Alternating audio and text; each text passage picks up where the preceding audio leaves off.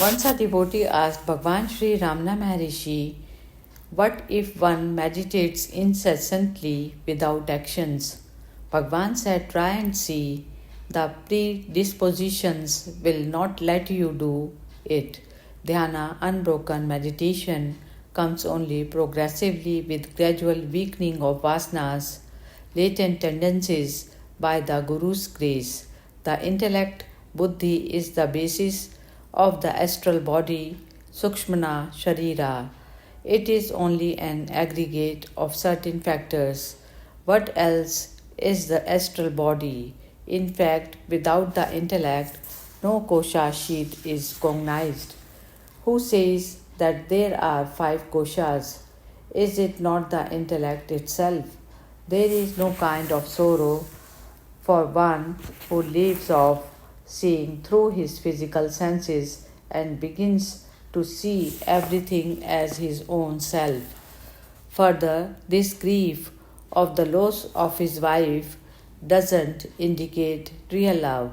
The love which one evinces towards external objects and forms is not the real love.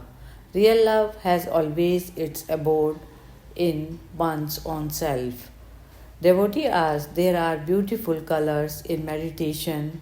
It is a pleasure to watch them. We can see God in them. Bhagwan said, they are all mental conceptions. The objects or feelings or thoughts, that is, all experiences in meditation, are all only mental conceptions. As regard those who have so called nirvanic visions, it means there is a subject and objects. How can they exist in true nirvana, complete extinction, perfection, great peace?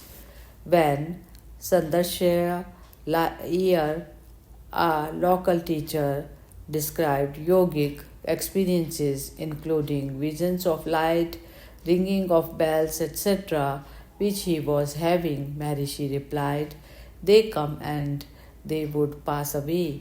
Be only the witness. I myself had thousands of such experiences, but I had no one to go to and consult about them. Devotee asked, can we not see God in concrete visions? Bhagwan said, yes, God is seen in the mind. The concrete form may be seen, still it is in the devotee's own mind. The form and appearance of the God manifestation are determined by the mentality of the devotee, but the finality is not that, for it still has the sense of duality. It is like a dream vision. After God is perceived, vichara commences that ends in the realization of the self. Vichara is the final method. Devotee asked, did not Paul Bruton see you in London? Was it only a dream? Bhagwan said, yes, he had the vision. Nevertheless, he saw me in his own mind. Devotee asked, but did he not see this concrete form? Bhagwan said, yes, but still it was in his mind. Keeping God in your mind as everything around you become dhyana. This is the stage before realization, which is only in the self. Dhyana must precede it, whether you do dhyana or God or self. It is immaterial. The goal is the same. Devotee asked, through poetry, music, etc., one sometimes experiences a sense of deep bliss.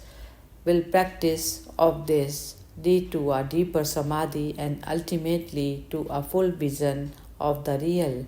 Bhagwan said, there is happiness at agreeable sights. It is the happiness inherent in the self. The happiness is not alien and afar.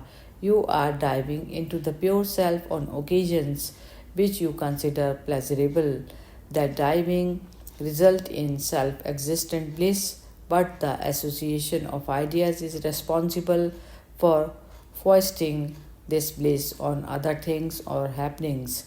In fact, it is in within you On these occasions, you are plunging into the self, though unconsciously. If you do so consciously, you call it realization. I want you to dive consciously into the self, that is, into the heart. The querent doesn't agree with me. He asked how to realize self, and when I told him, he was not satisfied, but I gave him the simple truth. He wanted something unusual and unnecessary, so the best thing for me is to keep silence. Let him try his own methods. Once a devotee asked Saint Teresa and others, so the image of Madonna animated, it was external. Others see the images of their devotion floating in their mental side. This is internal. Is there any difference in degree in these two cases? Bhagwan said both indicate that the person has strongly developed meditation. Both are good and progressive. There is no difference in degree. The one had a conception of divinity and draws forth mental images and feel them. The other has the conception of divinity in the image and feels it in the image. The feeling is within in both instances. Devotee asked, in the spiritual experience of Saint Teresa, she was devoted to a figure of Madonna which became animated to her sight and she was in bliss. Bhagwan said the animated figure prepared the mind for introversion.